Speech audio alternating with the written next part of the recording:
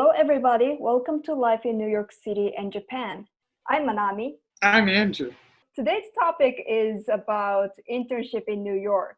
So both of Andrew and I came to New York as a student. So we both have some experience of internship in New York. So we're going to talk about it today. So Andrew, what was your first internship and what did you do there? My first internship was at Tenri Cultural Institute, and I worked at the front desk, helping guests, helping students at the language school, and also telling people about new gallery openings and other events. There are a couple of Japanese concerts at Tenri Institute, and I've attended a couple of times, but what is it? Is it language school? It's a language school, an art gallery, and a performance venue for classical music. They even did a no show before, like no gaku. And sometimes they do like teacher training for Japanese teachers, and they also sometimes hold exhibitions or solo exhibitions for local artists. But one of the ones that comes every year is the Tama Daigaku Art Festival. So it's like they always have like an exhibition with like students from Tama University. I've attended one of the Japanese concerts, which was about shakuhachi, and yes. also there are a lot of like traditional, Japanese music concerts in the school. Yes. They have a lot of traditional musical concerts, and they particularly like the shakuhachi and other traditional Japanese concerts. Basically, you were in charge of customer service there.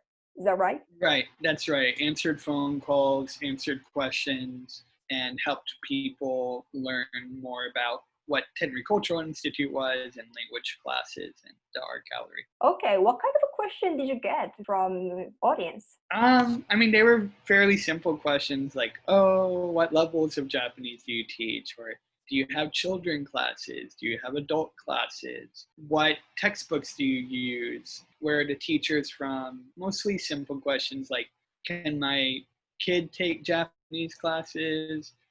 Do you have like business Japanese classes? Those types of questions. Did you have supervisor? Even though it was a pretty tight-knit team, the director of the gallery was my boss. Of course, the teachers also helped me figure out what to do. I also assisted the teachers whenever they had tasks, but it was a fairly small team. Okay. Was it your first time to work at the office, or did you have any like previous experience? When I was in Houston, I did intern at a social media assistant at a nonprofit that focused on illiteracy in Houston. But in terms of like an actual like public facing office, yes, this was my first like public facing job opportunity. Okay, I see. So did you have any obstacles during your internship? I guess the only obstacle would be that I was ignorant of a lot of different things, like I was learning. So I asked a lot of questions. I tried to learn as much as I could. Did you speak Japanese there? Did you speak Japanese with your supervisor or probably customers? I spoke Japanese sometimes. This was before I studied abroad in Japan, so I didn't really know too much at that time. Whenever I could, and whenever it was simple enough, I would try to speak in Japanese. But I heard it all the time. And sometimes the teachers would say something to me in Japanese, and sometimes my boss would say something to me in Japanese. Yes, my first internship was at one of the nonprofit theater organizations called Symphony Space, and I was work for education department. Oh. I was working with a lot of teaching artists and also students at school. Probably we kind of the same experience. Did you use your language skills while you were there? Japanese too, or just No, English? not Japanese. It was American company, so mostly I spoke English. But the interesting thing about education program at Symphony Space was we had like different types of art education programs, and one is called like a global study, and we had a lot of educational programs from different countries like Asia, Europe, Africa, Native American. One of them was Japanese culture. So sometimes I went to school with teaching artists. It was like a Japanese taiko class. And I sometimes, like support the teaching artists to communicate with students. Wow. Yeah, it's always great when you can like show your culture in a different country and like help intercultural understanding. So that's awesome. Yeah. But like in terms of like language wise, that internship at Symphony Space was my first internship or my first work experience in the United States. So like everything was new to me. Like right. Even language thing, because all of my bosses are American people, and then exactly. I think they try to talk a little slower when they talk to me, but when it comes to like meeting, and if I was the only one non-native English speaker out of like 10 people, that was very hard because they speak English very fast, and I sometimes didn't understand what they're saying. So like I had to ask my supervisor or my colleagues what they were talking about after the meeting. Wow. Yeah, so it was your first internship fully in English. Yes. How did you feel when you ended up moving to your next internship? That was, my first internship was really interesting because the art education itself was very new concept for me, because in Japan, we have like art education, but as far as my experience, I only learned like how to draw or how to sing a song. But Symphony Space has a lot of different educational programs which are related to social studies and history. So they're not only teaching how to play the instrument, how to sing a song, but if they offer an African music class, then they explain the history of the music, history of the country, and also social background of the lyrics. That art education was really interesting to me. When I finished my first internship, I wanted to find another educational internship or educational position to see different types of art education in New York. It's so interesting. The difference in how we learn about things here in America and the difference about how things run in Japan, that difference is very wide in a way. And the same for like finding internships here. Like, how did you even find your first internship? I just found it online, and then I've attended a couple of programs at Symphony Space before I started my internship. As I said, Symphony Space is offering various types of performances, and there are a couple of like Japanese concerts over there. So I've attended a couple of times, and then I thought that theater is pretty good. So that's why I just, I applied online. Awesome. And I guess that's different because in Japan, when you want to find an internship, is the process a little bit more complicated to apply? Actually, I'm not sure about internship, because internship itself, it's not that as common as here. Of course, there are internship opportunity in Japan, but not so many students take internship in Japan. Does it have to do with the fact that you don't get money if you intern? And is that kind of weird in Japan, like to work for no money?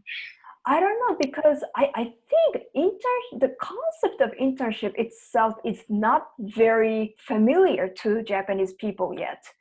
I know a lot of college students, university students work as a part-time for like a movie theater or hotels, or sometimes supermarkets, or like after school. Family Mart, the convenience stores. Yeah. But not like, work as one of the employees. And that's why, like, when I think about internships here, it's such a confusing term, because you're literally agreeing to work basically a normal job for no pay And you're doing that so that one day you can apply for a paid job. And because you already did the internship, you're considered to be better. But it's so unequal in a way because you have to have the money to be able to support yourself while you're working. Yeah, so I think it's the internship in New York is like buying work experience from the company. Right. Yeah, it's just kind of, I don't know, like the UN, so the UN related internships, they make you work 5 days a week full time to intern there. And those internships do help you find a job at the UN. During college years, who has the time to intern 5 days a week for so long? There are a lot of different types of internship here. Simply put, there are two types of internship, like full-time or part-time. Full-time is full-time, so like you are going to work like 40 hours. And the part-time internship is usually between 15 to 20 hours. So a lot of college students usually take those part-time internship, and I did too. Right. Kind of similar to like our internships at Japan Society, right? Mm-hmm. Because they know what our situation is and we're able to work around it. So is Japan Society your second internship? It's my second big internship in New York. I interned in Kyoto for a author group, like a group of authors. So I did like social media for them, and I took pictures at like book signings for them. But they were foreign authors in Japan who kind of made a community. But after I came back to New York, I did have an internship at a nonprofit that's connected to the UN, but my second big internship was at Japan Society, and I found it online too. But I knew about Japan Society before applying, and I knew I've always wanted to intern there. So that's how I came to apply there. You said you were connected, right, to Japan Society through your last intern? Yeah, so while I was interning at Symphony Space, the director of my department knew someone working at Japan Society, and she introduced me to her, and then I got the internship. So I of course sent my resume and cover letter, and I had interview too, but it was more like networking and connection for me. That's important, isn't it? Connection in New York and meeting people and finding jobs. Yeah. So at Japan Society, I was working for like a lecture event department. So we were providing like a lecture events about Japanese culture. But what I was doing was like mostly like a translation of event description or promoting through social media or promoting our events on like event listing sites. Those are my main job. What did you do at Japan Society? In the Language Center, I did things that were pretty similar to what I did at Tenri Cultural Center, which was answer questions about our Language Center, answer questions about Japanese language learning. I did some data entry regarding the information about the students and membership. I also helped students register for class. I helped the teachers prepare their documents for class. I also scheduled makeup classes, and I also helped students plan a language assessment interview with our director. Do you think that internship at Japan Society helped you to move forward and get another job? I think that my internship at Japan Society kept up my enthusiasm for looking for jobs related to Japan. By interning there, I was able to meet you, I was able to meet other interns, and I was also able to just hear about what's going on at Japan Society and in the Japanese community in general. And also it helped me connect with people that I wouldn't have connected with otherwise. And it also gave me the chance to learn more about professional development. I don't think it helped directly land me at my job that I have now, but it helped me stay interested in pursuing a Japan-related job? Yeah, internship itself is, of course, you are working as an intern, but you usually don't do like any big task which needs a lot of like responsible. But the biggest thing about intern is, intern let you know how the organization works, how the nonprofit organization runs, and also you can expand your network, by talking with all of professionals over there. Yes, that's completely true. Interning helps you develop yourself. It helps you understand what the working world is like without having to go full force into it immediately. Yeah, I agree with that. Yes. Whenever you look for an internship in New York, be sure to connect it with whatever job you want to do in the future and in a community you like. Because if you end up interning at a company that's in a completely different field, you can only intern so many times. And so you want to be sure to use that time preciously so that you can make the connections in the field that you want to go into instead of having to completely recalibrate yourself. Yeah, that's totally true. And I think the important thing is to keep thinking if you really want to pursue that career or the same industry or not, because before you interning at an organization, you probably have like a very general idea of the industry. This is how it works, this is how I will work. But once you jump into that industry, you will know how the organization works and how you're going to work in that company.